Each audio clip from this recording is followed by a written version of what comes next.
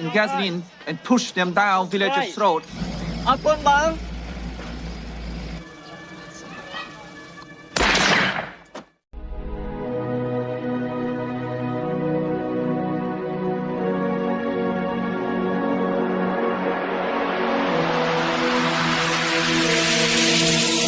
Halo pecinta spoiler di penjuru dunia, saya doakan selalu sehat ya, baik fisik maupun mental.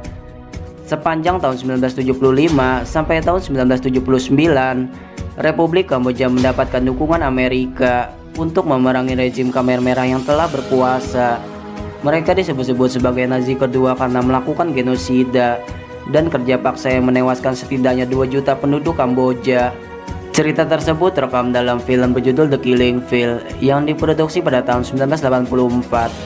Bahwa tak hanya melakukan pembantaian brutal, mereka melarang keras adanya pendidikan dan menghapus seluruh hukum hingga Kamboja tertutup dari dunia luar. Kisah ini juga menjadi cerita kelam Kamboja dan direkam oleh 2 jurnalis bersahabat yang berbeda negara. Ya udah, langsung aja siapin sebatang, racik kopi kalian dan selamat menyaksikan.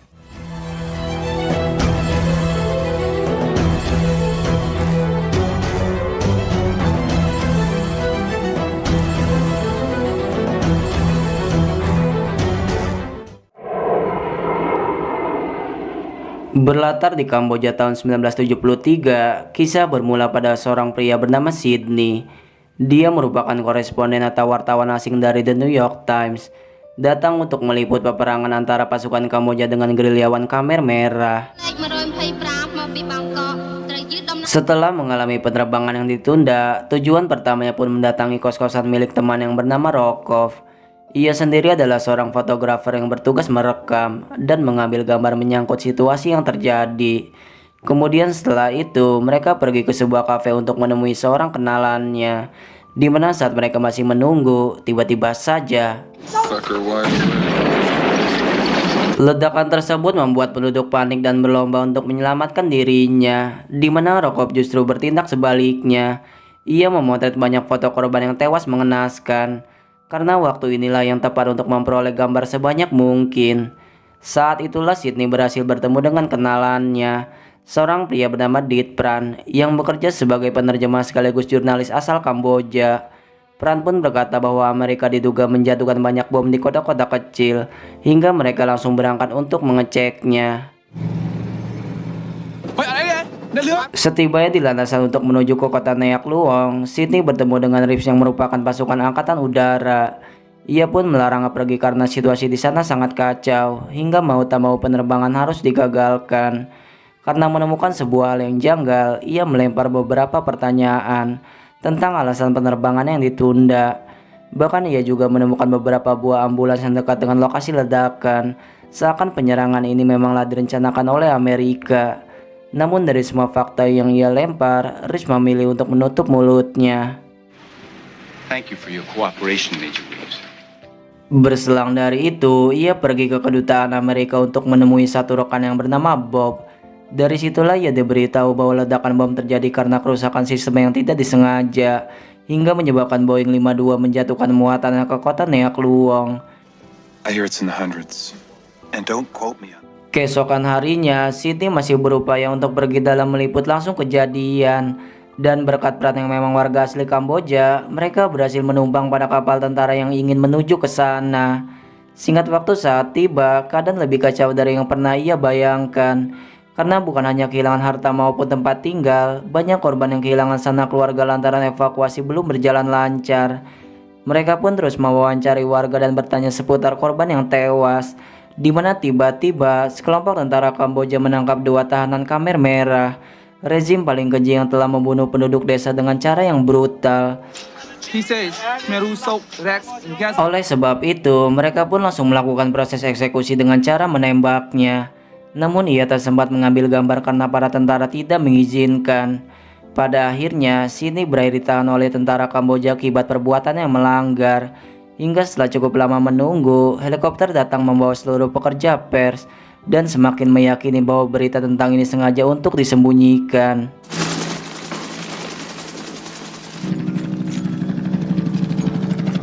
No, Schomburg! You came on a boat, you go back! 2 tahun kemudian, tepatnya pada tahun 1975, keadaan belum juga berubah dan bisa dibilang semakin kacau. Rezim Khmer Merah masih terlibat peperangan dengan pasukan pemerintah, dan banyak warga yang luntang-lantung kehilangan tempat tinggalnya. Sydney pun masih bekerja sama dengan Pran yang dianggap seperti keluarga, di mana mereka kembali memulai liputan dan mendatangi sebuah pabrik untuk melakukan wawancara dengan tentara Kamboja. Namun di saat proses sedang berlangsung, terjadi ledakan dahsyat yang sangat mengejutkan, disusul oleh pasukan Khmer Merah yang muncul dalam jumlah yang besar.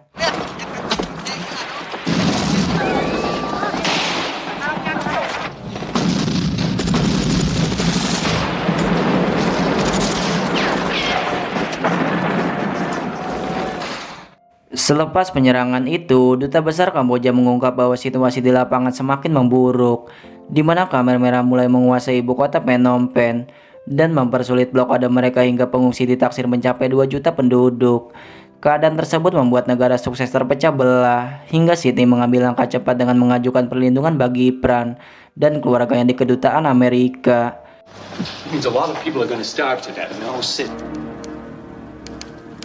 Kabar itu pun ia sampaikan langsung kepada Pran bahwa jika Kamboja dikuasai, maka tak ada tempat lagi bagi warga karena mereka akan terbunuh. Itulah mengapa ia memberikan 2 pilihan. Pran boleh ikut evakuasi bersama keluarganya dan meninggalkan pekerjaan ini. Namun 2 hal itu justru membuatnya bingung, karena ia sangat mencintai keluarga berikut juga pekerjaannya. Pada akhirnya keputusan berat pun diambil, bahwa ia harus meninggalkan keluarga demi mengungkap kejadian yang sebenar-benar kepada dunia. But me, I'm reporter too. Take it easy. Keesokan harinya, kedubes Amerika mulai menyeleksi nama-nama penduduk Kamboja yang telah terdaftar, di mana Sydney masih menunggu kedatangan Pran dan mencoba mencarinya karena waktu keberangkatan ditaksir tidak lama lagi.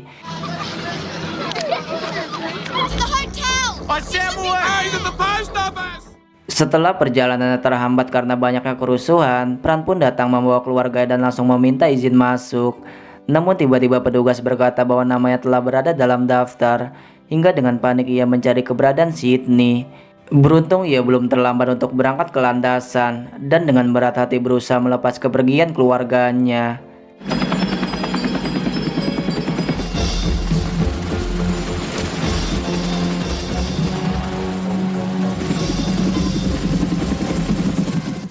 Berselang dari itu, mereka kembali ke kedutaan besar dan bergabung bersama seluruh rekan wartawan. Hingga kemudian, mereka dikejutkan saat pasukan Khmer Merah muncul dan disambut oleh tentara serta penduduk sekitar. Jelas keadaan itu membuat mereka bersuka cita dan menduga bahwa kedua kubu telah berdamai. Namun kejadian itu justru membuat Sydney merasa janggal dan mengajak mereka untuk mengunjungi rumah sakit. Dari situlah mereka benar-benar melihat keadaan yang miris, bahwa banyak anak-anak yang menjadi korban kebengisan dari peperangan.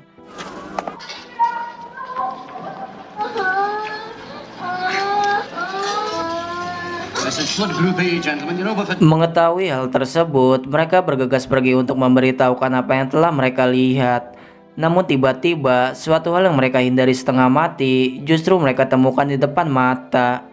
Mereka pun berakhir ditangkap di sebuah sekolah yang telah berubah menjadi kamp penahanan, di mana seluruh barang-barang mereka diambil dan terpaksa mengikuti apapun yang diperintah. Mereka juga harus melihat dengan mata kepalanya saat sekelompok tentara dibunuh dengan cara yang keji, seakan tidak memiliki rasa kemanusiaan.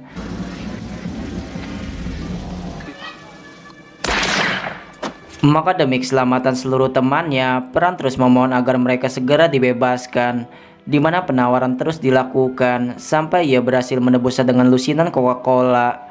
Selepas itu, mereka bergegas pergi melihat kondisi penduduk yang berada di ambang kekacauan, di mana semua akses rumah sakit, bank maupun sekolah ditutup, hingga mereka dipaksa berjalan kaki untuk meninggalkan kota.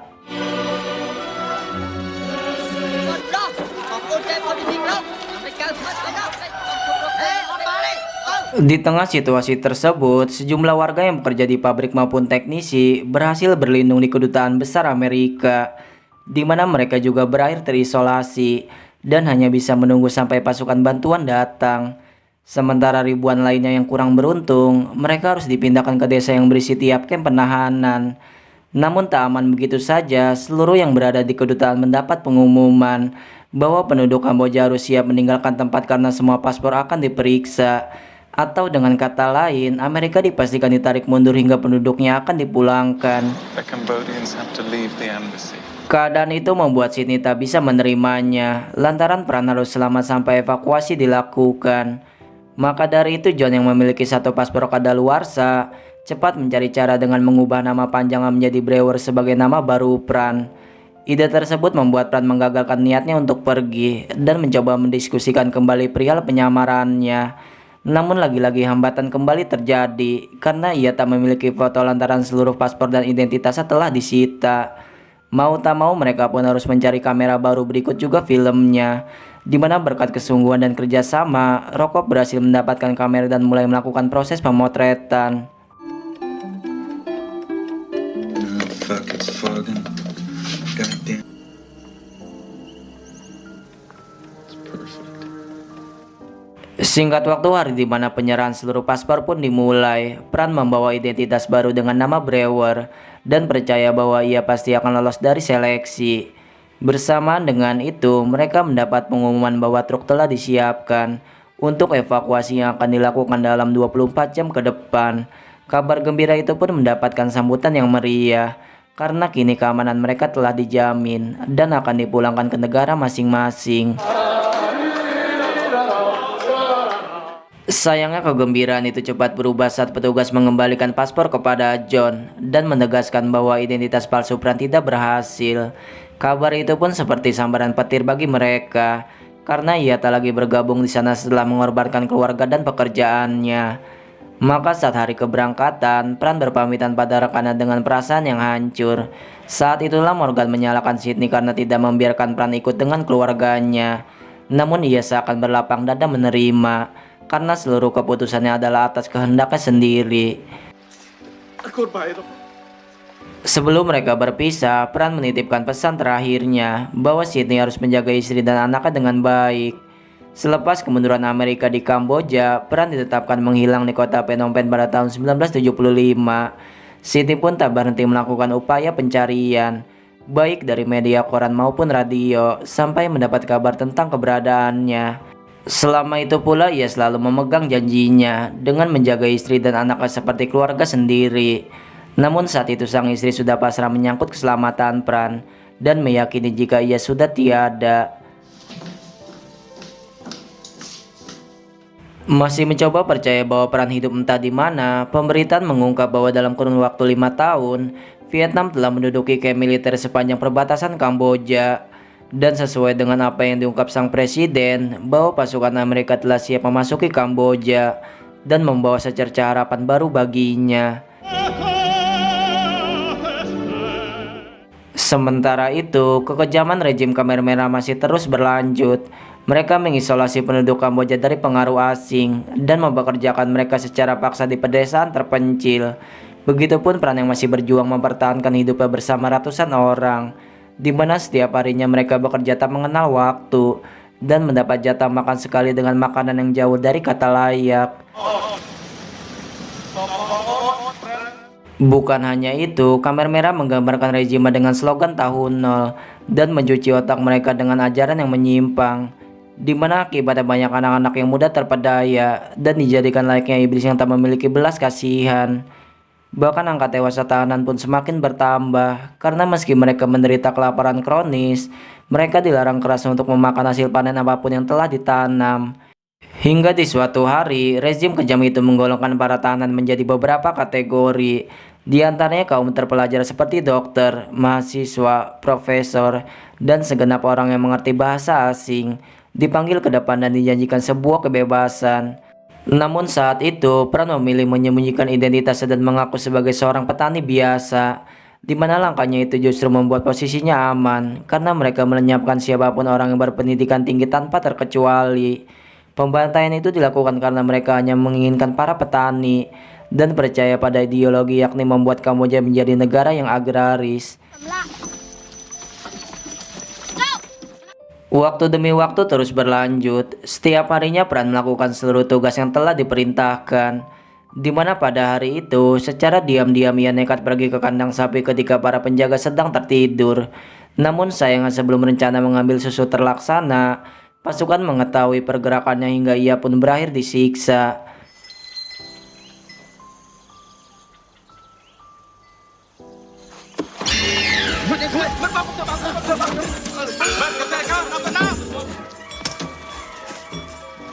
Setelah tubuhnya dibuat babak belur dan hampir sekarat, ia pun ditinggalkan seorang diri dengan ikatan tambang besar layaknya seekor binatang. Berhari-hari kemudian, Pran kembali dibebaskan dan menjalani rutinitas biasa dengan bertani, di mana untuk kesekian kalinya ia melakukan percobaan kabur dengan menyusuri aliran sawah, sampai semakin jauh dari kamp penahanan. Perjalanan pun ia tempuh ratusan kilo sampai melewati tempat yang pertama kali ia lihat, yakni bangkai dan tulang belulang manusia yang disebut sebagai ladang pembunuhan. Bahkan meskipun tak tahu harus menuju kemana, Pran hanya mengandalkan instingnya untuk bertahan hidup sekaligus mencari jalan keluar. Sementara itu, Sydney mendapatkan penghargaan pada acara yang dikhususkan untuk para jurnalis, di mana ia berpidato di hadapan seluruh tamu bahwa cerita yang ia tulis selama peperangan tak luput dari hasil jerih payah Pran.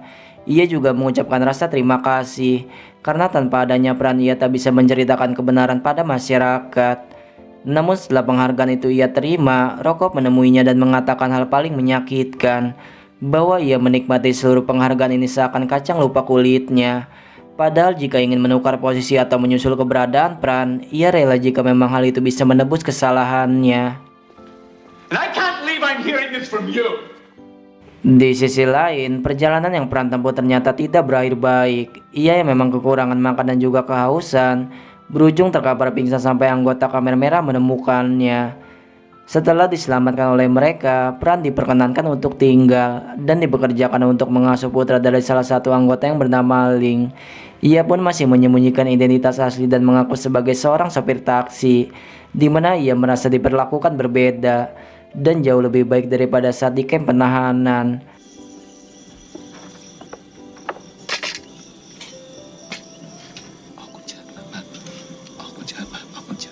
Setiap malam hari, ia selalu menyempatkan diri untuk menyetel radio dengan harapan mendapat kabar terbaru menyangkut Sydney. Namun pada malam itu, perbuatannya tiba-tiba tertangkap basah. Bukannya dihukum atau disiksa, Pran hanya diberitahu bahwa Vietnam akan datang dalam waktu dekat dan pemimpin Khmer Merah telah berbeda ideologi. Untuk itulah ia menitipkan putranya jika suatu saat hal buruk terjadi di luar kehendaknya. Berselang dari itu, Vietnam datang sesuai dengan waktu yang telah diperkirakan. Mereka melakukan gempuran lewat udara dan menyebabkan sebagian pasukan berakhir terbantai.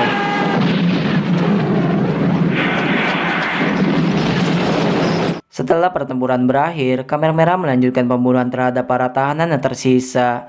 Hal tersebut membuat Ling berbeda pendapat dan berusaha menghentikannya. Namun ia justru ditembak dengan cara yang tragis.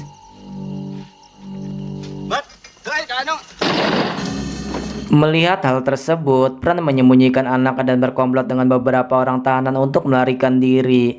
Di mana berbekal sebuah peta, mereka memulai perjalanan melintasi berbagai tempat dan melewati bermacam bahaya demi keluar dari sana.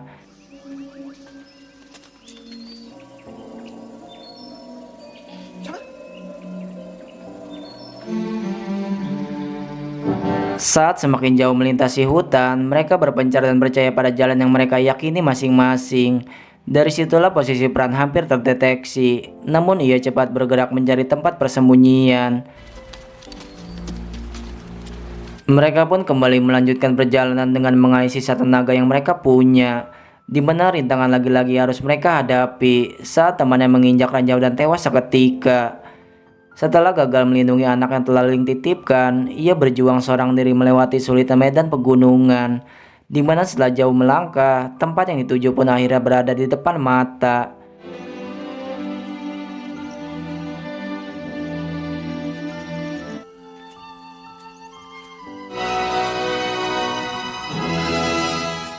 Kabar baik itu pun cepat diterima oleh Sydney bahwa Pran berada di perkemahan pasukan Prancis. Ia pun menyambutnya dengan perasaan luar biasa bahagia dan tak sabar untuk segera menjemputnya. Berselang dari itu, Sydney datang mengunjunginya dan bertemu kembali setelah sekian lama. Dua sahabat itu pun berpelukan untuk melepas rindu, sekaligus tak menyangka bahwa mereka bisa kembali dipertemukan.